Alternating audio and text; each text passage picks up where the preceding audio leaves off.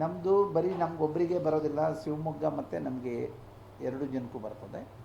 ಹೆಚ್ಚು ಏನಾದರೂ ತೊಂದರೆ ಆಗ್ತದೆ ಅಂದರೆ, ಈಗೇನು ಅಧ್ಯಯನ ನಡೀತಾ ಇದೆ, ತೊಂದರೆ ಆದರೆ ನಮಗೆ ಜಾಸ್ತಿ ಆಗೋದು.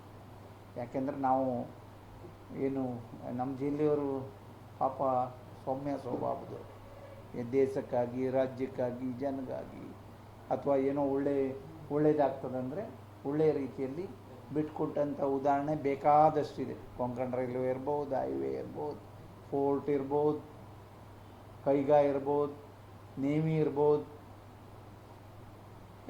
ಎಲ್ಲೂ ನಾವು ವ್ಯತ್ಯಾಸ ಮಾಡಲಿಲ್ಲ. ಇದು ಹಾಗೆ ಅಧ್ಯಯನ ನಡೀತಾ ಇದೆ. ನಾನು ಸ್ಟಾರ್ಟಿಂಗಲ್ಲೇ ನಂದು ವಿರೋಧ ಇದೆ ಅನ್ನೋದು ಹೇಳಿದ್ದೇನೆ. ಹಾಗಾಗಿ ಅದು ಸೆಂಟ್ರಲ್ ಗೌರ್ಮೆಂಟು ಕ್ಲಿಯರೆನ್ಸ್ ಕೊಟ್ಟಿದೆ, ಸ್ಟೇಟ್ ಗೌರ್ಮೆಂಟು ಕ್ಲಿಯರೆನ್ಸ್ ಕೊಟ್ಟಿದೆ.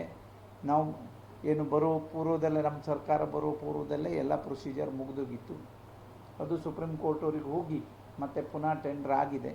ಕೆಲಸ ಇನ್ನೂ ಪ್ರಾರಂಭ ಆಗಲಿಲ್ಲ.